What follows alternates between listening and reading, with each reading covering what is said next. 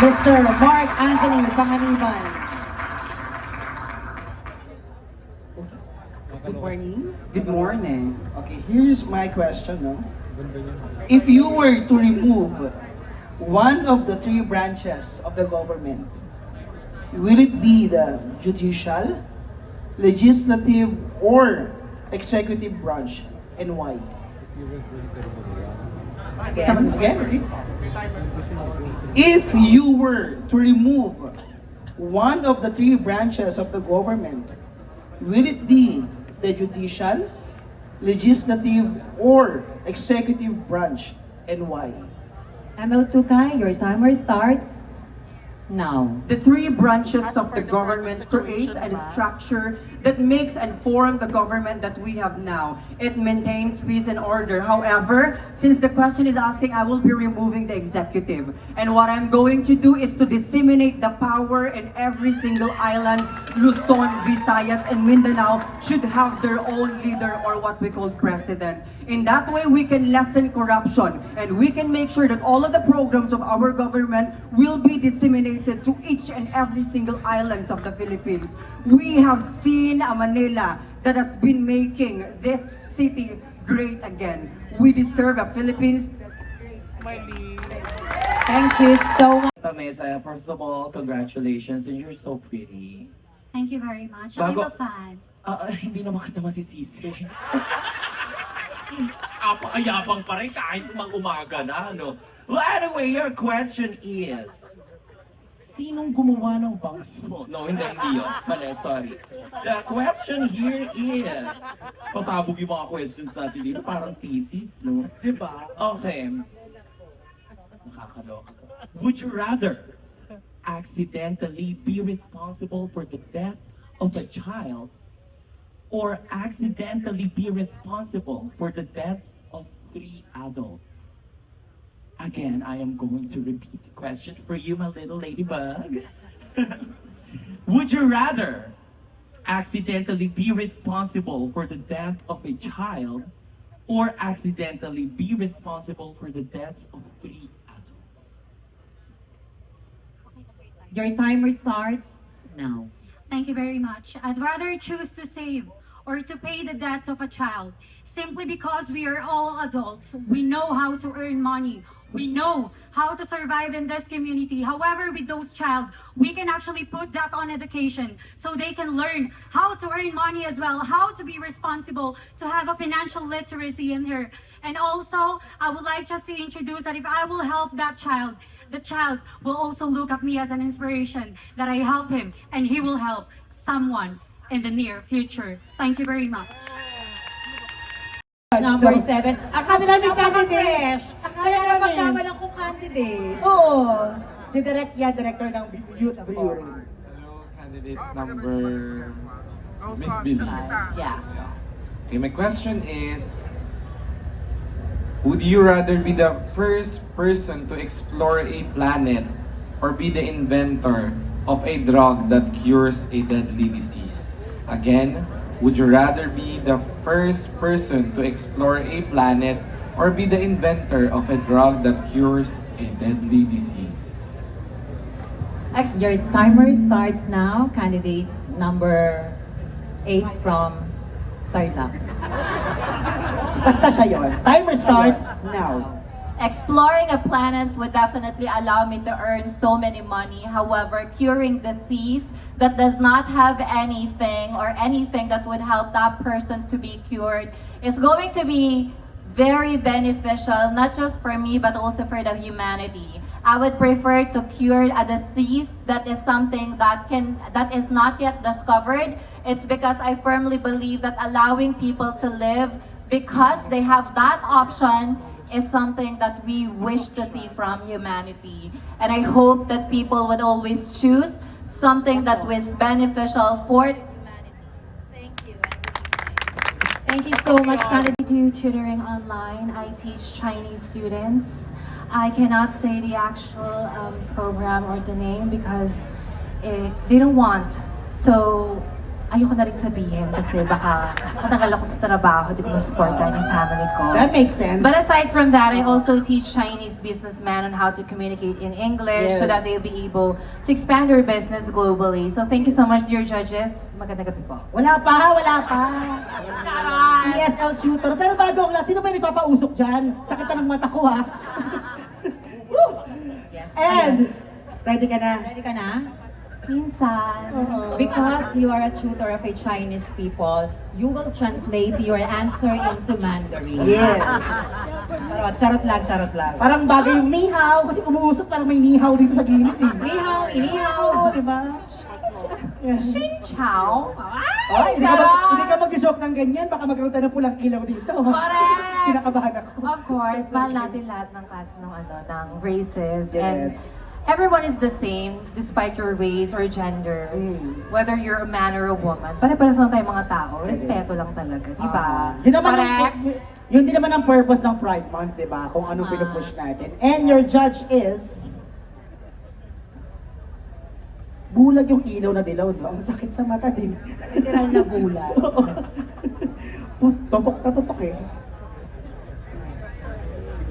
Attorney John Christopher Guerrero. Hello po, attorney. Hala, nag-iba yung boses. Good morning. Epekto ng ano. Pasensya na, ganyan talaga. Of course, syempre nandito tayo to enjoy. So, GBGB lang. Nakaturok ka. Ang lagi kong hashtag is Team GB. Good vibes lang. Kala ko, hashtag mo, team snappy. Medyo na silang dalawa, di ba? Oh, wala akong kinalaman dyan, ha? Hindi, ganyan talaga kami mga chance ginger. May mga hormonal tigbalang talaga kami. Correct. Eh, answer lang talaga kayo. No? Hormonal imbalance. Attorney, go ahead. Hello po. Good evening. Since we were talking about your work a while back and you said that it's confidential, Wala pa I'll ko choose sinabi. this type of question.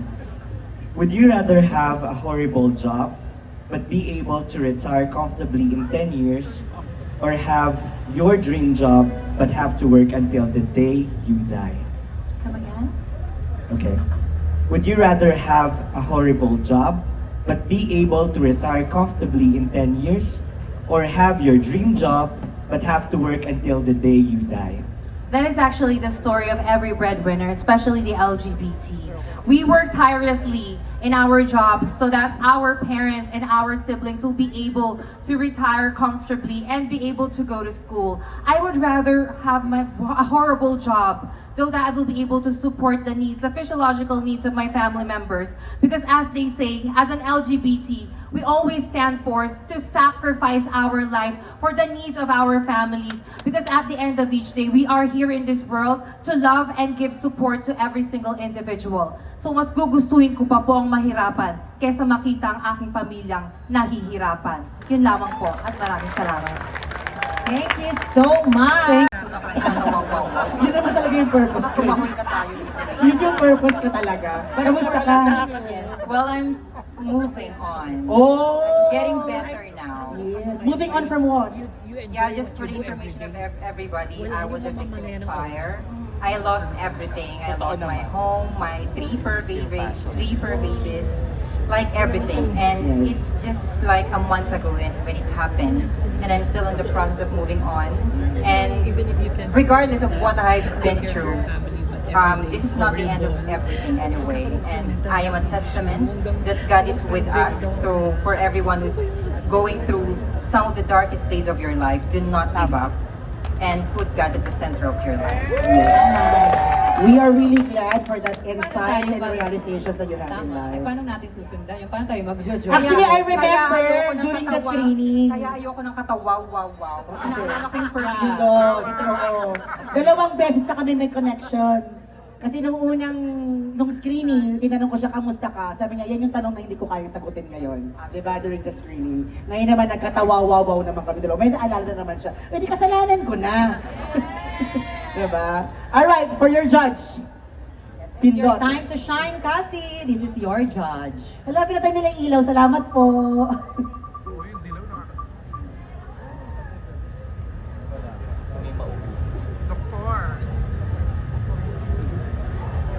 Dr. TJ Ordonez. Hello, good morning. Magandang umaga po. Okay, so my question is connected with the mishap that happened to you a month ago.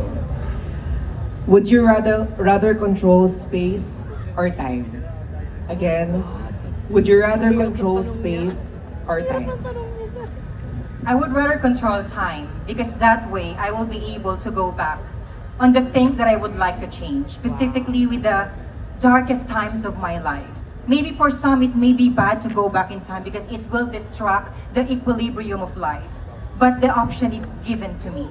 And I will enthusiastically take that option and go back where the fire began and save my 3 fur babies. Thank you very much. Thank you. Katawaw. Katawaw. Hi, how are you?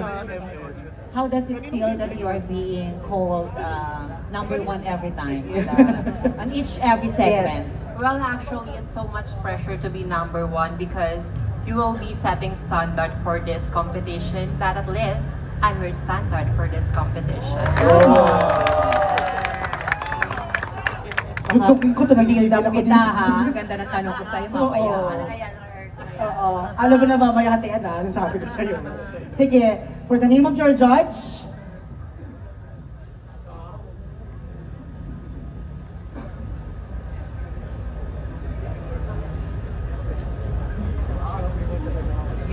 Gili. Judge Valenzuela. number 6. Naku, lugod kayo, pinatayin niya ng mic si Gili. Tatampo yan. Hello. Yan. Good morning, Mikay. Good morning. Wow, sweet. Anyways, this is my question. Do you support safe sex? Just please answer yes or no. Do you support same sex? Safe sex. Safe Sex. sex. Yes, of course. If you support safe sex, what if your 15-year-old brother asks you to buy him a condom?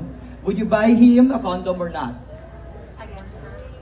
What if your 15-year-old brother asks you to buy a condom? Would you buy him a condom or not? Well, since I answer yes, I'm for safe sex. Well, definitely before I going to buy his condom, I will educate him because I'm a part of Love Yourself INC community. I will educate him that having an HIV it's not transferable by just kissing or just having a hug. But we must educate it when we're going to have sex to someone we love. Because remember, wag nating pabayaan ang isang gabing kasayahan sa panghabang buhay nating pagsisisihan. Good evening. Thank you very much, Miss Mikay Bautista from Bulacan. Now let's move on to the next one from Cagayan de Oro.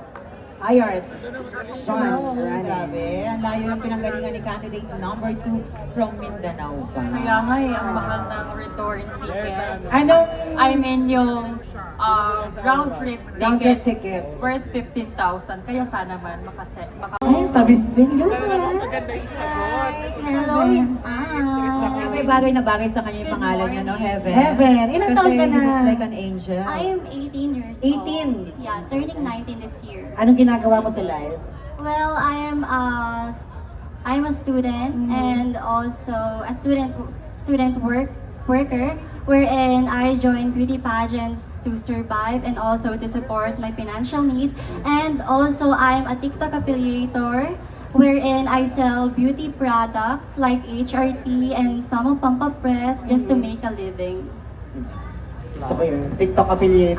But before I Productive. answer that question, I would like to thank my grandmother that Oh. put so much effort in my wardrobes from national costume to gowns, and my makeup artist, Ma Genesis Aldea, and to my HRT provider that makes me beautiful and fresh, Bea Herrera Aesthetic Clinic. Thank you so much. And as far as I know, we're on the same clinic. Nagpintuhan na silang dalawa. Secret na. Hindi na naman ako kasali. Oh, yeah. Nila na tumalito. Ang alam nila, all that. Yeah, napakagaling no ng clinic na Yeah. pinupuntahan natin. Yes. Yeah, sobrang galing. Magpagawa kayo doon, girls, Ano, ha? promote pa siya. Bayaran mo yan, ha? Hindi kasali sa sponsorship yan. Ay, mo next year mag-sponsor na yan. Oo, di ba? And your judge is...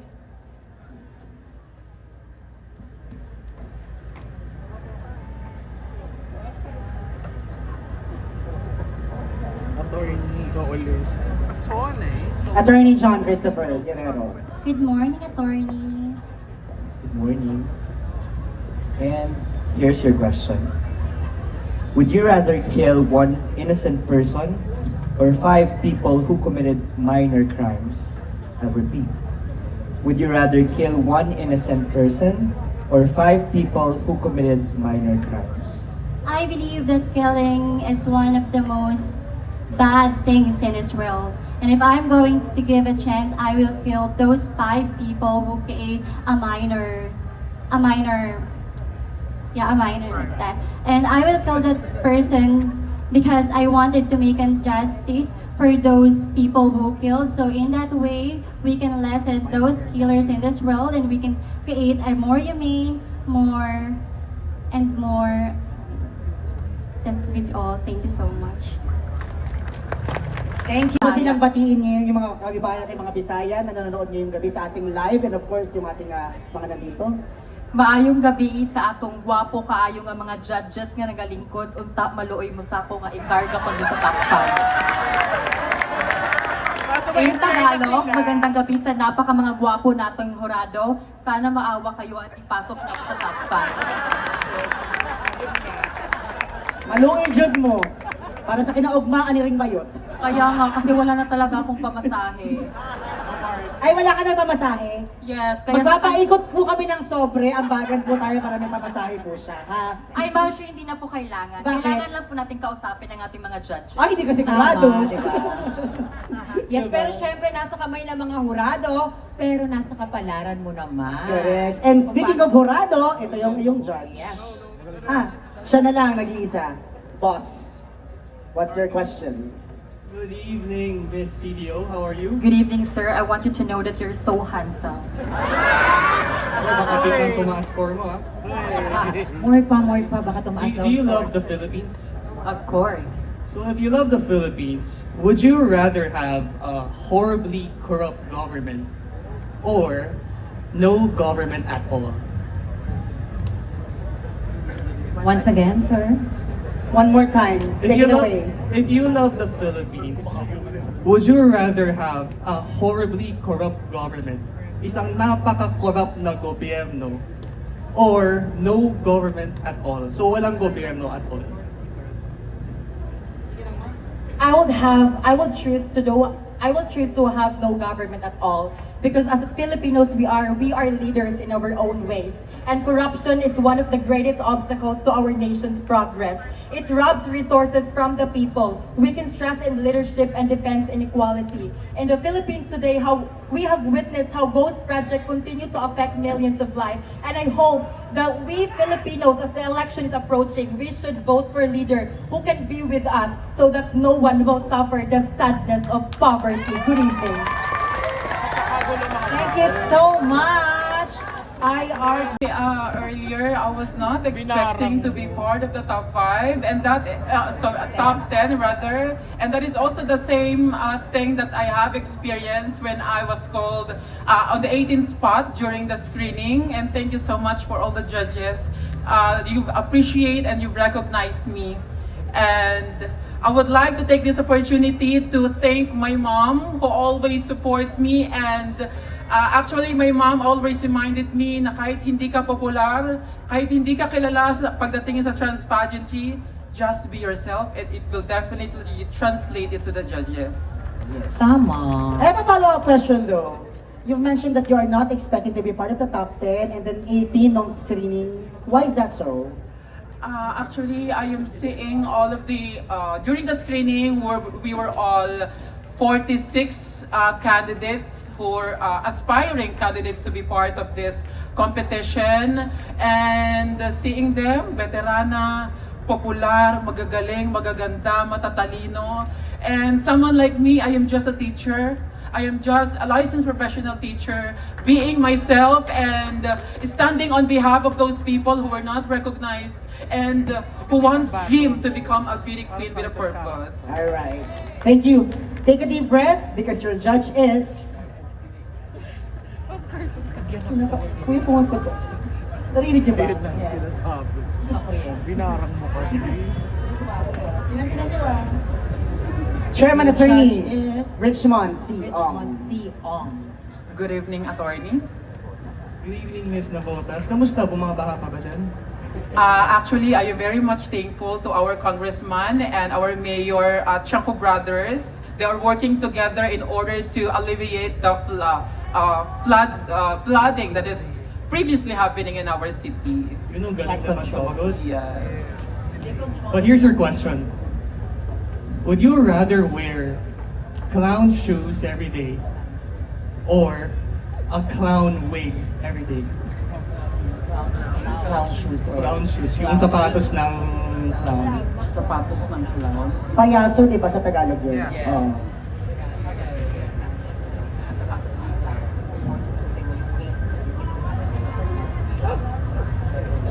Your timer starts now.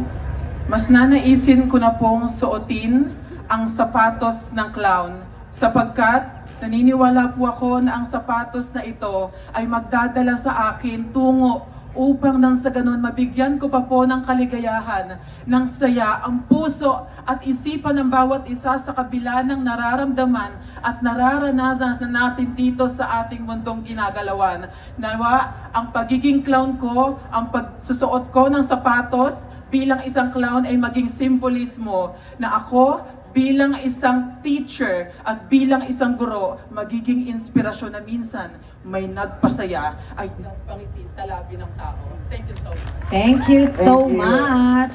Outfit ngayong gabi, yung very Latina, yung sumasayaw. Diba? Kamusta ka naman?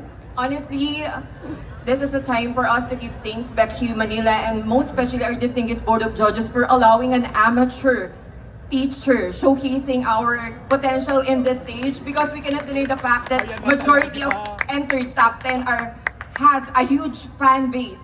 But now, this is a testimony that you don't need anyone to at least clap you every day. As long as you have your potential, Pateros will shine in Bexi of Manila. Yes. Di siya natama. And I love Pateros. I lived there for like 10 years. Yes. Katabing ano ko lang yan. Saan ka sa Pateros banda? Sa Aguho po. Aguho. Oo. Ano na kami, ususan na ako bande. Kaya content kaya Tagig. lang. Oo. Lapit Kaya ususan lang ako. Diba? And your judge is... Ayun na talaga. Feeling ko matino sa mga parang siya yung isa sa mga magiging Judge number 7, John Daniel Laino. Direct, okay lang po kayo, direct? Okay, sige po. Palobat na. Pag po kayo, kain po kayo po, nakakagising po yan. Opo. Hello, Miss RC. Good morning. So my question is, what is the similarity of a pupa to a human being? Again, my question is, what is the similarity of a pupa to a human being? Definitely the metamorphosis. We cannot deny the fact, just like a pupa and turns into a butterfly, we as a human, we also excel in different professions that we have. Just like me as a transgender teacher, we cannot deny the fact when the Spaniards colonized our country for 333 years, there is a stigma that transgender doesn't belong to a community wherein we are a teacher. Now, this is a metamorphosis for me. This is the time for me to show a legacy that no one can degrade us because just like the wings of butterfly, we can have a legacy and this is the start of that. Thank you, Bexi of Manila. Kung hindi tayo kumilos, kailan? Kung hindi kayo, kailan? Katarungan, para kayo RC! Para naman may thesis statement na nagaganap.